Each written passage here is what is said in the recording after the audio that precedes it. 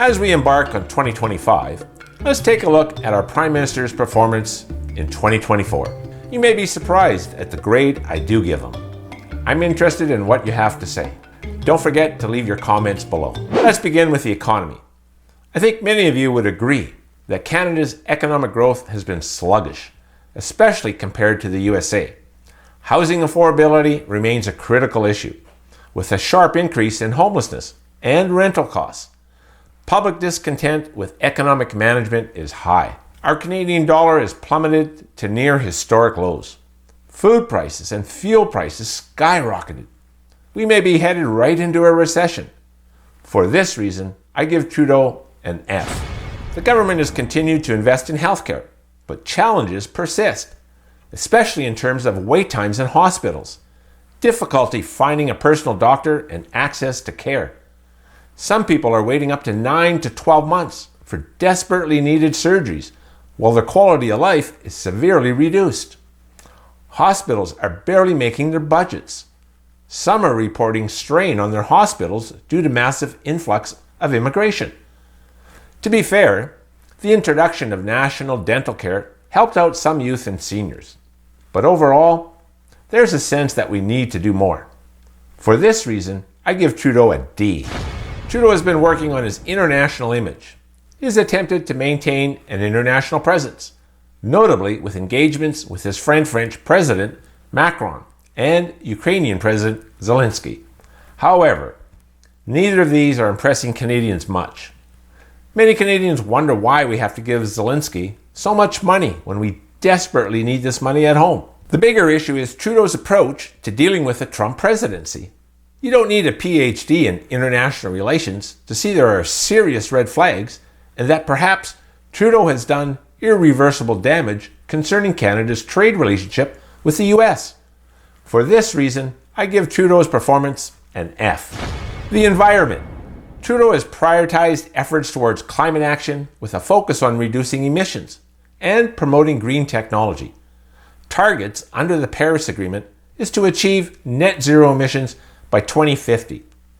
Unfortunately, this aggressive plan has come at a very high cost to Canadians under Trudeau's leadership. For example, the carbon tax directly affects the price of fossil fuels, which impacts transportation, heating costs, and indirectly raises the cost of goods due to higher production and transportation expenses. Many Canadians feel this tax significantly increases living costs, particularly for food and energy. The impact of his aggressive goals have caused job losses, especially in the energy sector, and people are suffering. He basically prioritized targets over his own people. Too much, too soon. For this reason, I give Trudeau a D. Social issues, which he himself has many. His policies aimed at reducing poverty and promoting diversity have been implemented, but public perception suggests a growing divide, with some feeling that these policies have not adequately addressed the needs of all Canadians. Divisive rhetoric has been noted to contribute to polarization.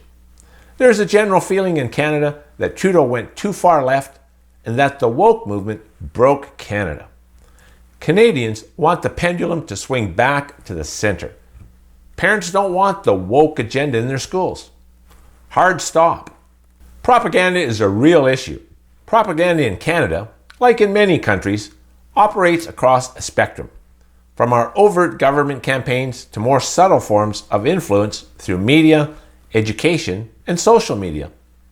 Trudeau is a master of this, and this needs to end. Let's talk censorship. Trudeau's government has introduced several pieces of legislation that are attempts to censor or control content online, sparking significant debate about freedom of expression versus the regulation of digital content. Look at Bill C-10, C-11, C-18, C-62, and C-27. For this reason, Trudeau gets an F. What a failure. Crime rates and public safety perceptions have been mixed. The government's handling of public safety, especially in urban areas, have been under scrutiny, with some feeling that crime has increased.